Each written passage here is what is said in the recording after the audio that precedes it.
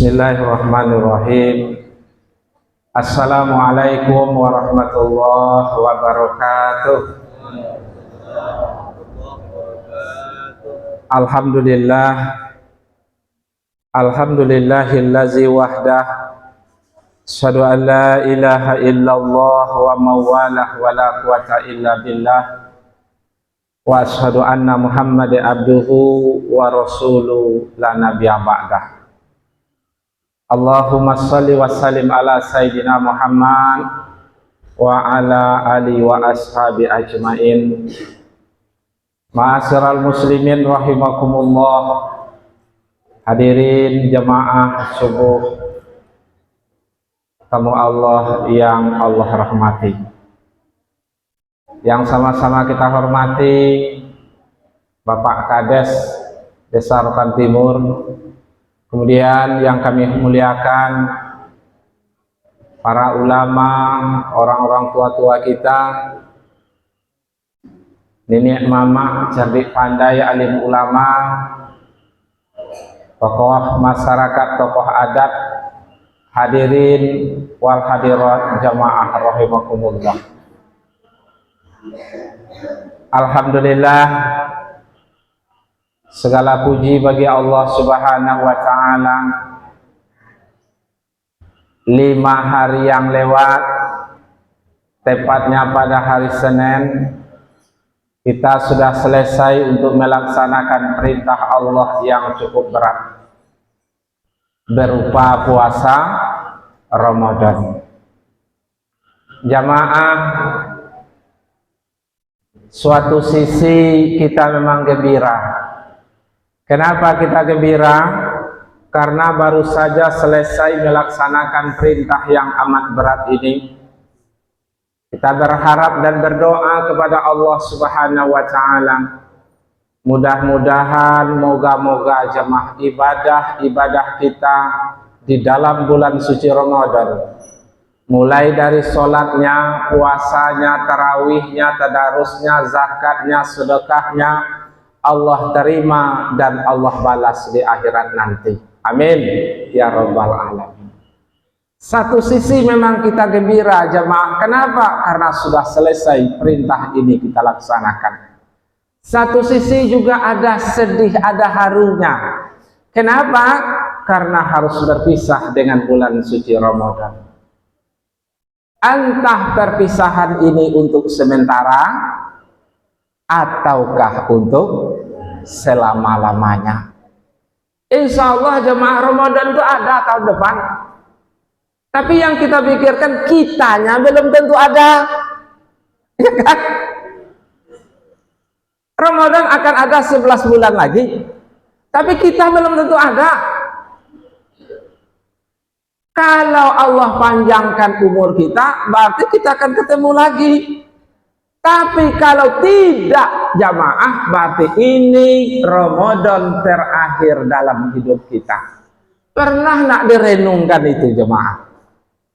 Lewat onu-onu kan itunya. Jangan-jangan iko yang terakhir. Apa kaino bodoh ya yimatu itu jemaah kan di penghujung Ramadan itu. Di mudah-mudahan sekali lagi jemaah ya kita ibadah kita Allah terima dan Allah balas di akhirat nanti. Amin ya rabbal alamin. Kemudian jemaah, saat ini kita sudah berada di bulan Syawal atau suasana Lebaran. Jemaah, salah satu makna Idul Fitri itu artinya hari kemenangan atau beruntung. Kenapa kita beruntung jemaah? Karena Allah telah Idul Fitri. Allah mengembalikan kita ke fitrah kita, yaitu sebagai makhluk yang suci. Kenapa kita disucikan? Karena Ramadan yang kita lakukan. Jamaah, ya mudah-mudahan kita betul-betul suci di hari ini. Jamaah, ingat baik-baik ya, kita yang suci karena bulan Ramadan kemarin Dan ditambah lagi dengan kita yang melakukan halal bihalal atau silaturahmi antara kita sesama manusia. Dosa kepada Allah mudah-mudahan Allah hapus dengan Ramadan. Kemudian dosa sesama manusia habis. Kenapa? Karena silaturahmi dan saling memaafkan. Mudah-mudahan jemaah tidak ada lagi. Kenapa? Karena dua dosa kita dua itu. Kalau tidak kepada Allah sesama manusia, kalau kedua-duanya telah Allah hapus, berarti kita kembali suci. Jamaah, inilah orang yang paling beruntung hari ini. Ya, mudah-mudahan nama kita di absen itu ada. Tapi dalam sebuah hadis jamaah, Nabi mengatakan, kalau orang yang beruntung itu, kata Rasulullah, man arada ayyakunu aflahu minad dunya wal akhirah, kalau kalian betul-betul mau beruntung dari dunia hingga akhirat. Nah, jamaah, ini yang kita ingin sampaikan. Kalau betul-betul inilah orang yang beruntung sepanjang masa. Kalau keberuntungan kita setelah Ramadan hanya Idul Fitri, Allah mengembalikan kita kepada kesucian. Tapi tidak ada jaminan kalau kita akan mempertahankan itu sampai di bulan Sya'ban nanti. Jadi orang yang paling beruntung, kata Rasulullah, pertama, al-yaum la yaktubu alaihi minaz zambi. Orang yang beruntung sepanjang masa adalah la yaktubuhu minal zambi. Orang yang satu hari itu tak ada dosa yang tercatat atas namanya. Dari pagi, siang, dan malam, dari bangun tidur sampai tidur kembali jamaah, tidak ada dosa yang kita lakukan. Boleh tuh Pak Kades, boleh. Tetapi tidak mustahil untuk kita laksanakan. Tidak ada dosa yang kita lakukan, baik yang disengaja atau tidak, yang kecil ataupun yang besar. Tidak ada dosa kita. Itu manusia yang paling beruntung, Pak. Kalau bisa, coba kita lakukan. Hidup satu hari tanpa dosa. Allahu Akbar. Kalau jamaah sanggup, itulah manusia yang paling beruntung. Kenapa? Karena faktanya jamaah, ada orang yang selamat dari dosa tangannya, tidak selamat dari dosa lisannya. Ada yang selamat dari dosa lisannya, tidak selamat dari dosa hatinya. Ada yang selamat dari dosa hatinya, tidak selamat dari dosa matanya. Hasil survei menjelaskan, yang paling susah selamat dari dosa lisan itu siapa? Apa-apa atau ibu-ibu? Halo. Yang payah selamat dari dosa lisan itu siapa? Kami yang jantan atau ibu-ibu? Cibo bayangkan deh ibu-ibu. Jangankan di luar masjid leh, di dalam masjid yang masih bisa ibu-ibu itu membuat dosa. Gimana tuh bisa terjadi, Ustaz? Pernah terjadi di Lubuk teh.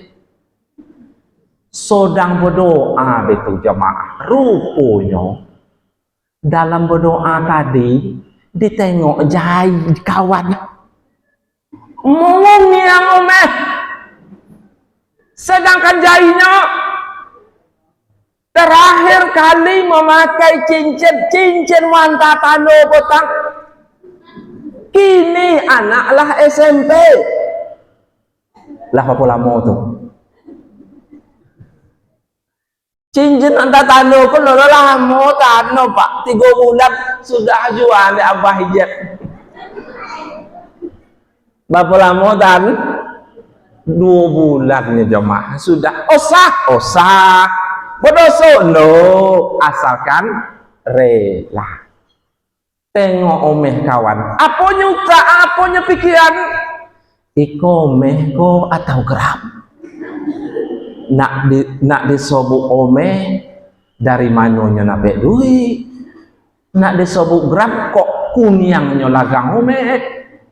Ibu dalam masojik nyawa bisa isok pagi inyo cai informasi tentang itu rupanya jamaah nen pakai omeh tadi sudah dijual talin uang nen kian taupih itu. Ajay model itu tuh jamaah, artinya apa? Di dalam masjid sendiri pun ada peluang dosa bagi ibu itu. Kalau apa-apa aku mungkin peluang dosa kami yo lisan nubi yo bona tapi mahtu kulah jemaah.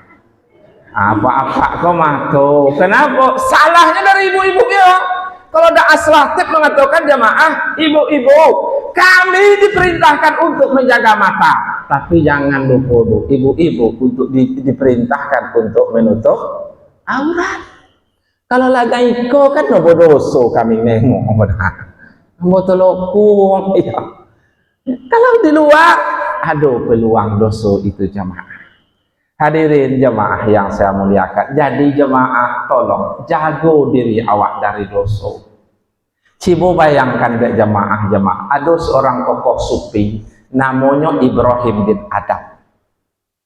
Saking ketatnya menjaga dirinya dari dosa jemaah. Ibrahim bin Adam ko jemaah seorang tokoh sufi.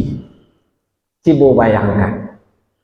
Seorang tokoh sufi bernama Ibrahim bin Adam tidak mau lewat di pasar yang ada orang penjual minyak wanginya. Bayangkan. Jadi ditanya orang kayaknya, kenapa tidak mau lewat di pasar yang ada orang yang menjual minyak wangi? Dijawab beliau jemaah, sesungguhnya ketek Ibrahim tadi, aku takut di waktu aku melintas di pasar yang ada orang menjual minyak wangi, aku mencium baunya, sedangkan aku tidak membelinya, berarti aku telah mencurinya. Kenapa? Karena minyak wangi itu jemaah yang dijual itu adalah baunya, bukan botolnya. Aku lewat di pasar, lah yang menjual minyak wangi, lewat di situ, kan tak bau. Di waktu tak bau itu jemaah berarti aku sudah mencurinya. Kenapa? Karena aku tidak membelinya. Bisa awak sekitar itu jemaah. Di sana awak sampai ke level itu. Lewat mencium minyak wangi berarti awaklah mencurinya. Kenapa? Karena orang yang menjual minyak wangi itu yang dijualkan baunya. Allahu Akbar jemaah. Kalau awak mau moli minyak wangi lah kan apa? Moli parfum wak ambil sebotol awak sumpikan, wak cium angin ame. Ambil sebotol lagi, cium, lomuk ambil celai. Apalah? Koreh ambil baun, ujung-ujung. No jadi boleh semua. Kenapa? No lain cocok. Iko longan wakku lah menghebat dek baun untuk mau tes tadi. Jamaah lah bodoso. Ibrahim tadi nggak pernah mau lewat di suatu pasar di mana ada orang penjual minyak wangi di situ. Kenapa? Takut mencuri baunya. Allahu Akbar. Bisa wak modal itu jemaah. Ciek lai jemaah Imam Syafi'i rahimakumullah. Pernah orang minjam duit ke inyo jemaah, minjam duit. Waktu inyo minjam duit, Imam Syafi'i datang ngantar duit tadi. Sampai di situ jemaah setelah diantarkan, inyo pulang. Pas ada pulang, rupanya kendaraannya kan kudonya sedang makan. Tidak mungkin inyo pulang. Kenapa? Kudo sedang makan. Yang jadi pertanyaan jemaah apa? Di waktu inyo menunggu di tengah paneh. Sedangkan di sampingnya ada suatu pohon yang rindang yang rasanya lebih baik buat toduh di situ daripada tombak yang panen tadi. Kenapa? Kudo makan kok lama. Nunggu ya jamaah di tengah panen itu. Uang nengoknya heran. Akhirnya ditanyakan kepada Imam Syafi'i, Tuhan kok nunggunya di tengah panen? Kenapa di tempat yang toduh tadi? Jamaah dijawab dari Imam Syafi'i, aku menunggu di siko karena aku tahu yang punya batang kok yang meminjam ke aku tadi. Aku takut mengambil manfaat dari orang yang berutang kepada kita, mengambil manfaat dari orang yang punya ketergantungan dengan kita adalah riba qardin. Kullu qardun jaro manfaat bahwa wujud min wujud riba. Setiap utang piutang yang diambil manfaat darinya itu adalah salah satu dari wajah riba. Ibu hati-hati, ibu mentang-mentang laino di antara awak yang menggunakan jasa ibu rumah tangga. Dulu namanya tuh pembantu. Di zaman sebelum itu namanya babu. Kini namanya asisten rumah tangga. Ibu, kalau ibu menggunakan itu, tolong jangan pernah mengambil manfaat dari ketergantungan orang kepada kita. Mentang-mentang inyo bokojo dengan awak. Apa kojonya? Dalam kesepakatan kojonya hanya mengasuh. Yang namanya mengasuh kok jamaah jam 8 dimandikan bayi kok, jam 8:30 inyo tidur. Nilai kojo leh nak. Diawai tangkai sapu. Disapu rumah sampai ke dapur nampak lo kain olun boputa lah diputar lo kain, setelah diputar kain dijomu beko koyang lah digosok. Ibu tolong tambah hayi tambah hulu, ngerti itu nyo? Tambah kojo tambah upah. Komentang-mentang gang bokojo kawak bucito lo keluar tuh.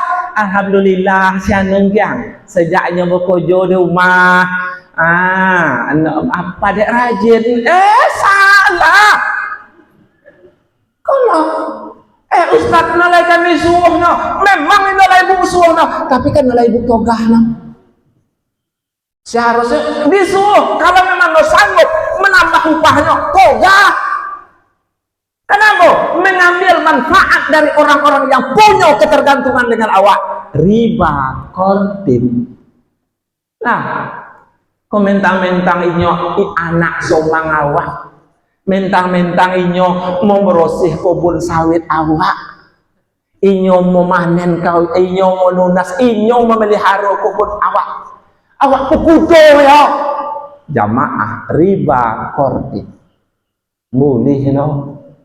Lah kadang-kadang rumah inyo ngasuh banyo ngapur ngiliang liang ado apalah jamaah asap banyak kojo tambahan nah masalah nah jamaah inyo ngiliang lado na lewat suruh no, tapi tolong ada balik kata perwer tuh bo gula itu balik ibu kan cuek loh kan latilah kami dulu tapi mana lagi itu sikong nanti kekuk lah ibu itu yang pertama la yaktubu alaihi minazambi suatu hari tak ada dosa yang dicatat atas nama kita. Itu yang pertama. Yang kedua jamaah al-yaum allazi yahruju minad dunya bil iman adalah suatu hari iku manusia yang paling beruntung jemaah yahruju minad dunya ma'al iman orang yang keluar dari dunia ini dengan membawa iman mati bo iman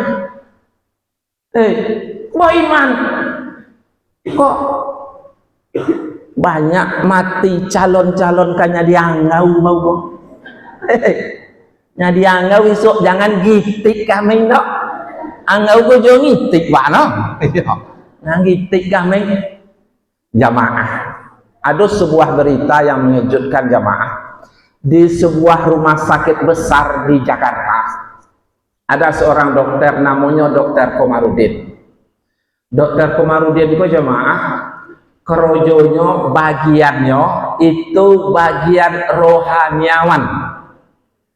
Di saat dokterlah angkat tangan, di saat medis tak bisa lagi mengobati pasien itu, maka Dokter Komarudin dipanggil untuk mentalkinkan, untuk membimbing supaya husnul khotimah. Jadi dipanggil jamaah Dokter Komarudin. Rupanya waktu inyo membimbing, maklumlah jemaah, kadang 10, kadang sampai 20 orang sai mati. Sibuk ko kamaritin ko kamariko ya. Kenapa? Karena rumah sakit kok dah. No sadonya bisa ditangani medis jemaah. Apabila sudah medis sudah angkat tangan, dipanggil Dokter Komarudin. Kalau inyo Islam, tolong ditalkinkan, dibimbing supaya bisa mengucapkan kalimat la ilaha illallah. Jadi jemaah, rupanya beliau dibuat catatan. Ya, Syahaiko Sianu mati dalam keadaan, mati mengucapkan, mati keadaan. Jadi dicatatnya lah sampai jemaah 1000 uang. Dari 1000 uang tuh jemaah, hanya 6% Pak yang mengucapkan kalimat la ilaha illallah. Coba bayangkan. Berarti kalau 1 orang, 6 orang Pak yang mengucapkan la ilaha illallah. Kalau 1000, berarti 60 orang yang mengucapkan kalimat la ilaha illallah. Yang 6% kok didatangi Dek Komarudin. Di mana keluarganya? Apa yang dilakukan oleh almarhum semasa hidupnya sehingga di penghujung hayatnya bisa mengucapkan kalimat la ilaha illallah. Jamaah, jawaban keluarga yang 6% kok mirip. Apa jamaah? Uangnya uang elok kepada Allah, elok sesama manusia. Jawaban itu elok melawak jamaah. Kenapa? Rasulullah menjelaskan, mautukum kama ta'isu. Engkau akan mati seperti apa kau menjalani hidup. Mautukum kama ta'isu. Engkau akan menutup hidupmu seperti apa kau menjalani hidupmu. Kalau elok ujungnya jemaah. In kuntum khairan khairun, in kuntum syarran syarrun. Apabila elok di penghujung hayat. Apabila jahat, maka jahatlah di penghujung hayat awak. Jadi jemaah eloklah Pak. Ya. Jemaah tu konang dek ku jemaah. Pertengahan Ramadan kotang. Konang jemaah. Aku khotib di Siko. Pulang khotib di Siko jemaah. Kemudian aku pas di muka kaca tu ramai uang. Rupanya salah seorang khotib meninggal dunia waktu sedang menyampaikan khutbah. Jamaah suatu sisi memang haru. Kenapa? Karena secara manusiawi banyak keluarga, banyak anak yang ditinggalkan. Artinya sedih jamaah. Satu sisi jamaah awak diperintahkan untuk iri. Iri kepada kebaikan itu dianjurkan. Lah, iri jamaah. Kenapa iri? 1. Matinya dalam bulan suci Ramadan. 2. Matinya dalam di masjid. Yang ketiga, matinya dalam keadaan berwudu. Pasti wudu ya. Nggak mungkin sama khotibnya nggak wudu. Yang ketiga jemaah, mati dalam menyampaikan risalah agama. Aswaso kukun ya jemaah. Entah kenapa yang laga itu enggak nyenang. Kalaupun khotib lain di Siko, aku yakin mautukum kama ta'isu, engkau akan mati seperti apa kau menjalani hidup. Jadi jemaah berdasarkan hadis tadi, de elok teh mas inyo menjalani hidup. Kenapa? Ditutup dengan kebaikan. Ya, jangan waktu mati jemaah lainnya. Aku nunggang ke situ jemaah keluarga aku mati overdosis di DS. Tahu DS nih? Di KP Anggrek. Sedang dengan ningsih. Allahu Akbar. Siapa nama? No ningsih di Sikon, ningsih dari Indramayu, Jawa Barat. Overdosis. Untung jamaah aku pandai momok yasin, tahtim, tahlil, doa. Kenapa? Nolai yang datang no. Itu hukum masyarakat jemaah.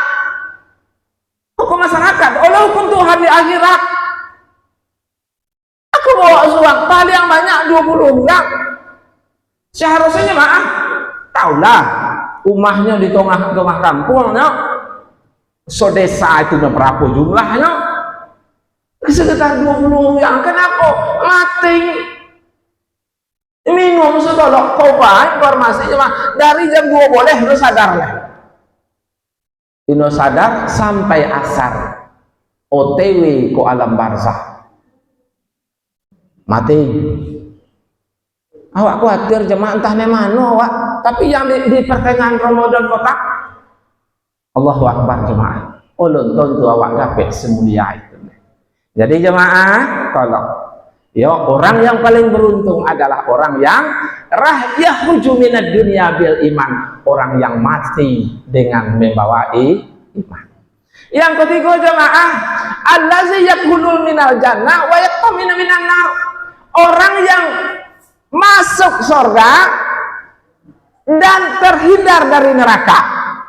Jemaahku yang ketiga, memang Nabi mengatakan jemaah, kullu ummati yadkhulul jannah illa man abah, man ta'ani dakhalal jannah wa man asani faqad abah. Setiap umatku pasti masuk surga. Tapi jemaah ingat, tidak semua umatku tidak masuk neraka. Jangan-jangan jemaah awak masuk surga setelah awak keluar dari neraka. Memang setiap umatku masuk surga, tapi jaminan Nabi kan separuh.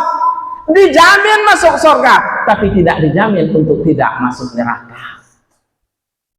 Seharusnya kan jaminan Nabi dijamin masuk surga, dijamin tidak masuk neraka. Itu aman waktu jemaah. Tapi sayang, Nabi menjamin masuk neraka, masuk surga, tapi tidak menjamin untuk tidak masuk neraka.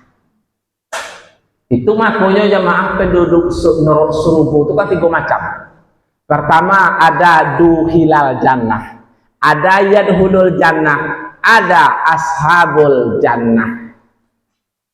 Ada yang masuk surga, ada yang dimasukkan ke dalam surga, ada penduduk surga. Yang paling onah jamaah adalah yang masuk surga. Bila masuk surga ontah, yang pontiang masuk tapi antah bilu. Nabi tidak berbohong, semua umatku masuk surga walaupun dengan modal syahadat saja. Ino yo semayang no ino malah, ino yo puaso ino malah, ino zakat ino malah, ino yo tahu sedekah ino lah, ino yo pernah hadir di masjid ino malah. Masalah masuk surga pasti, tapi sayang jamaah, antah bilu inyo kan masuk surga. Nabi menjamin masuk surga, tapi di belakang. Yang kedua, dimasukkan ke dalam surga. Kok terima beres. Artinya jamaah tidak cukup dengan syahadat, nak solat, wak nak puasa, wak nak zakat, haji, umroh, sedekah, hadir di masjid, ikut dimasukkan ke dalam surga. Yang terakhir jamaah, ada penduduk surga. Kalau beliau koino aktif pikirannya jamaah, ikut masuk penduduk surga. Levelnya di atas awak nanti di akhirat. Kau nih baju hitam kok. Lah, na baju hitam aku no, tunjuk aku tengok. Lah. Kenapa rupi al-qalam ilal arba? Sesungguhnya hukum agama itu tidak berlaku bagi orang yang macam termasuk beliau di dalamnya. Kalaupun melakukan dosa, tidak dicatat sebagai suatu dosa. Di Lubuk bilang lai suang mana model iko jemaah. Di masojik mempojok. Penduduk surga. Jadi apa-apa kalau malih semayang no, malih puasa, doakanlah ke Tuhan mak nyadi wang bunga awak. Iya nah, kalau ini aktif lah debat agama pun lain no, gratis lah. Doa aman jemaah, aman. Ya kalau malih semayang tu lah itu di solusinya no. Minta nen ompe olai itu utuh nak aman gitu. Jangan kan jemaah uang yang model itu lah jemaah. Uang tidur maka tidak di apa kan? Orang yang tidur tidak dikenakan hukum agama. Seandainya ibu dalam keadaan tidur mimpi memulai kereta, akhirnya mengenai kakinya mengayuh kereta dalam tidur tuh, ontam suduati laki mati, ibu tidak berdosa. Kenapa? Membunuh dalam keadaan tidak sadar. Ini sakit hatiku laki mana? Doakanlah mak mimpi mulai kereta. Membunuh, kenapa? Sedang tidak diperlakukan hukum agama. Jadi jemaah yang ketiga adalah orang yang masuk surga aman dari siksaan neraka. Sedangkan yang terakhir jemaah, allazina yanzuruna ila rabbi, adalah suatu hari nanti kita melihat, memandang Tuhan kita. Itulah orang yang paling beruntung. Allazi, yang sesungguhnya innakum satarawna rabbakum ainahu, sesungguhnya suatu hari nanti jamaah kita akan melihat Tuhan kita dengan mata kepala kita sendiri. Dalam Quran disebutkan wujuhu yaumizun nadirah ila rabbiki nazirah. Wah, hari itu wajah-wajah mereka berseri-seri. Kenapa? Karena melihat Tuhan mereka yang maha terpuji. Hadirin jemaah yang saya hormati, inilah manusia yang paling beruntung jemaah. Kita berharap mudah-mudahan kita dalam diri kita termasuk 4 ciri-ciri yang kami sampaikan tadi. Yang pertama, tiada satu hari tanpa dosa. Yang kedua, jemaah mati dalam membawa iman. Yang ketiga, jemaah yang terhormat, orang yang masuk surga aman dari neraka. Sedangkan yang keempat adalah suatu hari, suatu saat di mana kita melihat langsung Tuhan kita di akhirat nanti. Hadirin jemaah yang terhormat, mudah-mudahan ya ciri-ciri yang kami sampaikan tadi ada dalam diri kita. Amin ya rabbal alamin. Kalau belum ada jemaah, mari kita berusaha untuk bagaimana hal itu ada di hari-hari yang akan datang. Ala haziniyah al-Fatihah.